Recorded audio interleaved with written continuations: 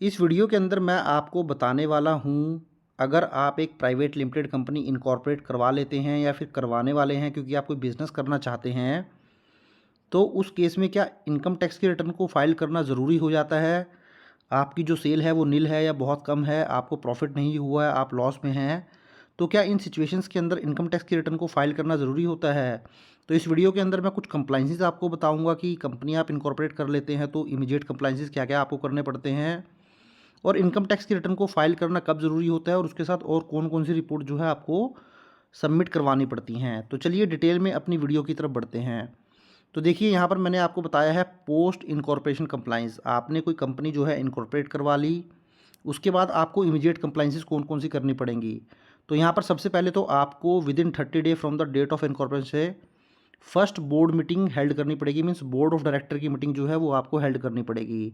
अब ये जो बोर्ड ऑफ डायरेक्टर की मीटिंग हेल्ड करेंगे, इसका पर्पस क्या होता है कि यहाँ पर आपको फर्स्ट ऑडिटर अपॉइंट करना होता है। ये जो फर्स्ट ऑडिटर होता है ये एक प्रैक्टिसिंग चार्टर्ड अकाउंटेंट होता है, जो कि आपकी कंपनी का स्टैच्यूटरी ऑडिट करता है और उसके बाद जो है एक रिपोर्ट इशू करता है। उसके बाद आप और कंप्लाइंसेस क्या कर सकते हैं, जैसे आप करंट बैंक अकाउंट ओपन करवाएंगे क्योंकि आपको बिजनेस करना है, तो इसके लिए आपको करंट बैंक अकाउंट ओपन करवाना पड़ेगा। अब इसके बाद देखिए आपको certificate of commencement of business भी लेना पड़ेगा, जो कि विदिन 180 डेज़ के अंदर आपको लेना पड़ता है, जो कि एक डिक्लेरेशन होती है जो कि डायरेक्टर के द्वारा दी जाती है।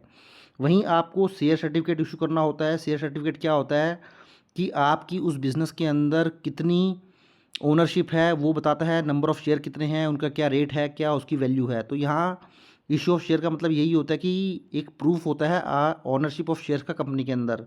इसके अलावा कुछ और कंप्लाइंसेस की अगर मैं बात करूँ, जैसे कि क्या हो सकती है, जीएसटी रजिस्ट्रेशन। तो देखिए जीएसटी रजिस्ट्रेशन वैसे तो अगर आप कोई बिज़नेस करते हैं, कोई गुड सोल्ड करते हैं तो वहाँ पर जीएसटी रजिस्ट्रेशन लेना ज़रूरी होता है। अगर आपका जो सेल है, टर्नओवर है वो 40 लाख से ज़्यादा है एक फाइनेंशियल ईयर के अंदर, या आपको लगता है वो 40 लाख क्रॉस कर जाएगा।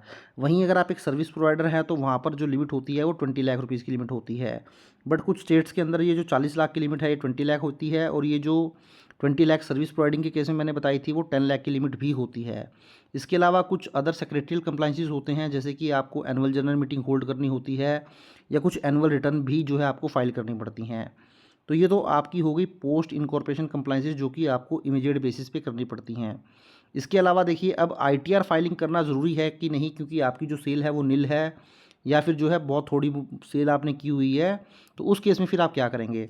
तो देखिए सबसे पहले तो आपको कंपनी के फाइनेंशियल प्रिपेयर करने होते हैं। अब जब कंपनी के फाइनेंशियल में बात करता हूँ प्रिपेयर करने की, तो यहाँ पर आपको एक प्रॉफिट एंड लॉस अकाउंट बनाना होता है, कंपनी की बैलेंस शीट बनानी होती है, कंपनी की कैश फ्लो स्टेटमेंट जो है बनानी होती है। ये जो फाइनेंशियल हैं ये जो है कंपनी है वो खुद प्रिपेयर करती है। अब ये जब फाइनेंशियल जो है प्रिपेयर कर लिए जाते हैं कंपनी के द्वारा, तो जो फर्स्ट ऑडिटर आपने अपॉइंट किया था, जिसको आप चार्टर्ड अकाउंटेंट बोलते हैं, प्रैक्टिसिंग चार्टर्ड अकाउंटेंट, वो प्रैक्टिसिंग चार्टर्ड अकाउंटेंट जो है आपकी ने जो बुक्स मेंटेन की हैं, P and L, balance sheet, cash flow statement, इनका ऑडिट करता है, और ऑडिट करने के बाद जो है उसके ऊपर साइन करता है। तो जो डायरेक्टर इस बैलेंस शीट को साइन करेंगे, ये फाइनेंशियल को साइन करेंगे, जो चार्टर्ड अकाउंटेंट है वो अपना स्टैट्यूटरी ऑडिट करने के बाद इसके ऊपर साइन करेगा।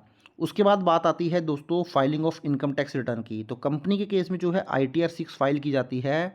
अब ये देखिए आपका जो क्वेश्चन था कि आईटीआर फाइल करनी ज़रूरी है कि नहीं, वो यहाँ पर आपको मिल जाएगा। तो देखिए कंपनी के केस में आपकी सेल कितनी भी हो, इवन ज़ीरो सेल हो, आपको प्रॉफिट हो या ना हो, इवन आप लॉस के अंदर भी हों, तो कंपनी की इनकम टैक्स रिटर्न जो है हर सिचुएशन में आपको जो है फाइल करनी पड़ती है। तो अगर आप एक प्राइवेट लिमिटेड कंपनी बना लेते हैं और आप बोलते हैं मेरा तो कोई बिज़नेस ही नहीं था, मेरी तो कोई सेल ही नहीं थी, या तो मैं लॉस में हूँ, तब भी आप जो है प्राइवेट लिमिटेड के केस में जो है आईटीआर हर सिचुएशन के अंदर फाइल करेंगे। इसके अलावा जैसे कि मैंने आपको बताया था कुछ सेक्रेटरियल कंप्लाइंसेस भी करने पड़ते हैं। तो यहाँ पर आपका एओसी 4 और एमजीटी 7 भी जाता है, जो कि एक कंपनी सेक्रेटरी फाइल करता है। एओसी 4 के अंदर जो भी आपकी फाइनेंशियल स्टेटमेंट होती है, जैसे मैंने आपको बताया था balance sheet, P and L और कैश फ्लो स्टेटमेंट, इसके अलावा डायरेक्टर की रिपोर्ट और ऑडिटर की रिपोर्ट की डिटेल उसके अंदर जाती है एओसी 4 के अंदर।